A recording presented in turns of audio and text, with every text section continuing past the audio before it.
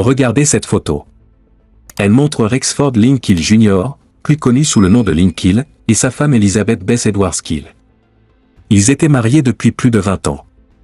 En 2005, Lynn travaillait comme chauffeur de voiture et Elizabeth était employée dans un laboratoire.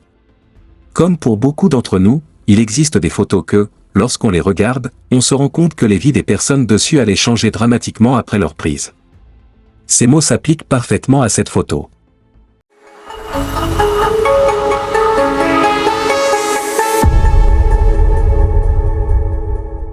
Lynn et Elizabeth vivaient dans cette maison, située à Nash County, en Caroline du Nord. Comme vous pouvez le voir sur la carte, l'endroit est assez isolé. Lorsque l'année 2005 a pris fin, Lynn et Elizabeth, comme beaucoup d'autres, prenaient des projets pour l'année suivante. Mais le 1er janvier 2006, des événements tragiques se sont produits dans leur maison. Il faisait froid, et les escaliers extérieurs de la maison étaient couverts de glace. Alors qu'Elizabeth quittait la maison, elle est tombée, se cognant la tête violemment sur le coin des escaliers en béton. L'impact qu'elle a subi a été fatal. Le médecin légiste, après avoir effectué l'autopsie, a conclu qu'Elizabeth était morte des suites d'un traumatisme crânien causé par une chute. Sa mort a été classée comme un accident. Pour son mari, ses proches, ses collègues et ses amis, la disparition d'Elizabeth fut un choc immense. Elle n'avait que 42 ans. Un an plus tard, Lynn Kill prit la décision de repartir. Il n'était plus chauffeur, mais travaillait dans l'immobilier. En 2007, il se rendit en Amérique latine pour une mission professionnelle. C'est lors de ce voyage qu'il rencontra Diana, une jeune femme de 19 ans originaire de Bogota, en Colombie. Diana était belle, gentille, et une mère célibataire avec une fille. Leur relation se développa rapidement, et avec ses rêves du « rêve américain », Diana déménagea aux États-Unis. Elle et Lynn commencèrent à vivre ensemble dans la maison de Nash, là où, un an plus tôt, la femme de Lynn, Elizabeth, était morte dans un accident tragique. Il ne fallut pas longtemps avant que Diana et Lynn se marient. Peu après, le couple eut un fils, Max. En 2017, Diana obtint son diplôme du collège communautaire de Nash et commença à travailler comme infirmière à l'hôpital de Wilson. Les premières années de leur vie commune ne semblaient pas marquer de différence, mais au fil du temps, leur relation commença à se détériorer. Diana confia à une amie que Lynn était un homme autoritaire, qui lui parlait mal et la maltraitait fréquemment verbalement.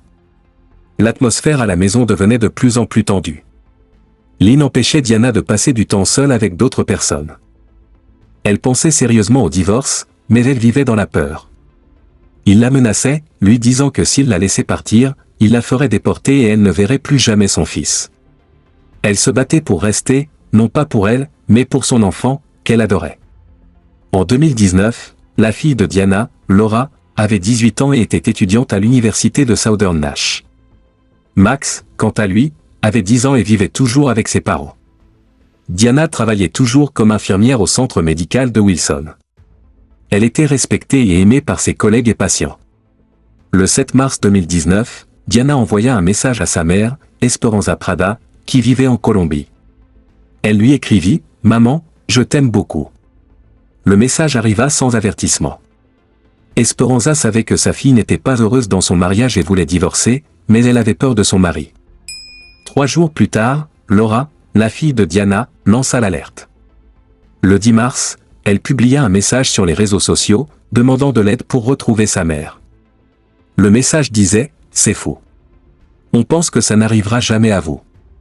Ma mère a disparu. Si vous avez vu ou entendu quelque chose, s'il vous plaît, faites-le moi savoir. Et partagez ce message. Aidez-moi à la retrouver.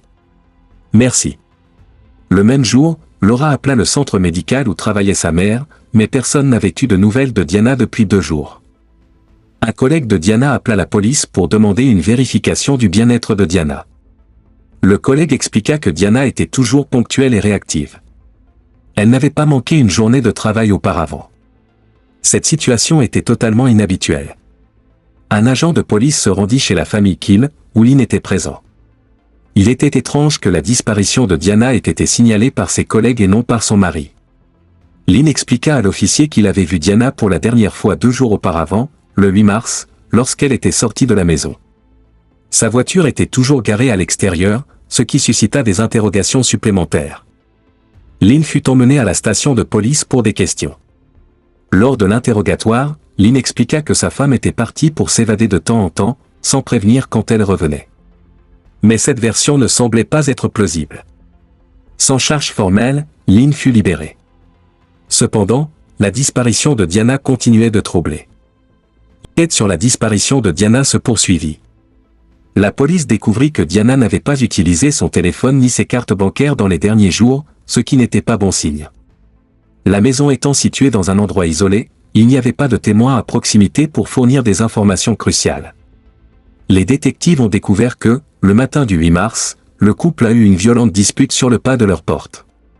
Ce jour-là, un facteur avait livré un colis destiné à Diana et il a été le dernier à l'avoir avant que Lynn Keel, bien sûr, ne soit impliqué. Après avoir interviewé les collègues de Diana, qui ont confirmé qu'elle rencontrait des difficultés avec son mari, il n'y avait plus de doute que Diana n'aurait pas quitté son fils de 10 ans pour fuir sa situation. La principale chose qui l'empêchait de divorcer était la peur de perdre la garde de son enfant. Tous ceux à qui les détectives ont parlé n'ont évoqué qu'un seul suspect, son mari, Lynn Keel. Dès le début de l'enquête, une découverte inquiétante a été faite. 2 ans avant la disparition de Diana, Lynn avait souscrit une assurance vie d'une valeur de plus d'1 million de dollars, avec lui comme unique bénéficiaire. En 2008, les shérifs avaient déjà répondu à une dispute domestique dans le foyer, mais aucune action n'avait été entreprise à l'époque. L'enquête a duré quelques jours, mais ce n'est que lorsqu'un appel perturbant a été reçu par la police que la situation a pris une tournure décisive. Un employé du département des transports a appelé pour signaler quelque chose d'étrange sur la route de Paul Cole.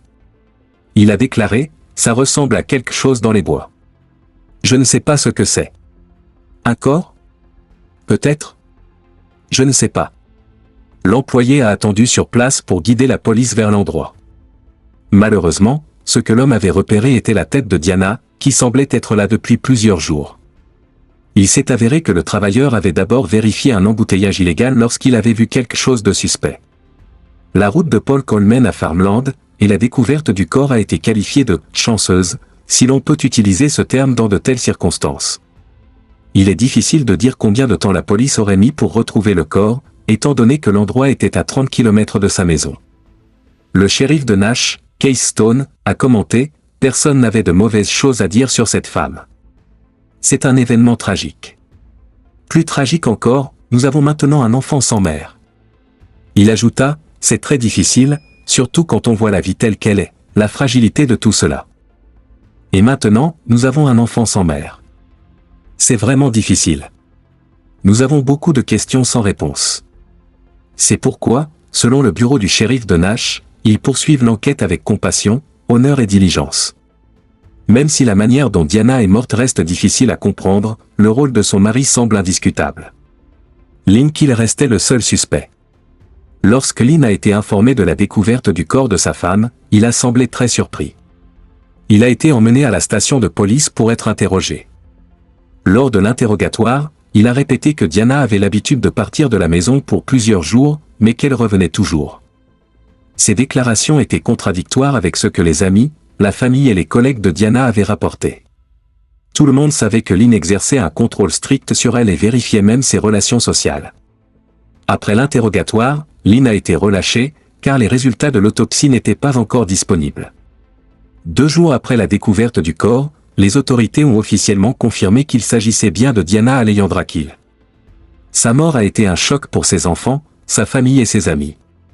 La fille de Diana, Laura, a créé une page GoFundMe pour aider à couvrir les frais des funérailles. Elle a écrit « Mes priorités maintenant sont de m'assurer que ma mère soit enterrée de manière digne, et de m'assurer que mon frère continue de ressentir l'amour que ma mère nous a toujours donné. » Un cousin de Diana, vivant en Colombie, a déclaré aux journalistes « Diana était venue en Caroline du Nord pour réaliser son rêve américain. Mais cela a tourné au cauchemar. » Javier Guevara a ajouté « Je n'arrive pas à y croire, c'est tellement triste. » Lorsque l'autopsie a été réalisée, les résultats ont révélé que Diana avait subi de multiples fractures et blessures sur le côté gauche de son visage et de son cou. Certaines blessures étaient post-mortem, ce qui pourrait suggérer une intention malveillante et personnelle envers Diana. À ce moment-là, la police a décidé de procéder à l'arrestation de Lynn Keel et à la perquisition de sa maison. Mais Lynn était introuvable. Lynn Keel a été placé sur une liste de personnes recherchées, et un rapport a révélé qu'il pourrait conduire un véhicule de couleur or. Il a également été mentionné qu'il pourrait représenter un danger. Il a été découvert qu'après avoir quitté la station de police, Lynn a emmené son fils de 10 ans chez ses parents, a pris le véhicule de son père et a pris la fuite. Lors d'une perquisition dans la maison de Diana et Lynn Keel, les autorités ont saisi plusieurs armes, dont des fusils, des pistolets, des revolvers, ainsi qu'une machette et plusieurs couteaux. Les perquisitions ont aussi permis de découvrir 2 pages de notes manuscrites qui appartenaient à la fille de Diana, Laura, âgée de 18 ans. Ces pages ont été retrouvées dans une Dodge Ram que Lynn Keel possédait. Lorsqu'on a demandé au shérif de révéler ce qui était écrit sur ces pages, il a indiqué qu'il ne se sentait pas à l'aise de divulguer leur contenu. Toutefois, la recherche pour retrouver Lynn Keel a continué. Il a été déterminé qu'il avait quitté le pays, mais sa localisation restait inconnue.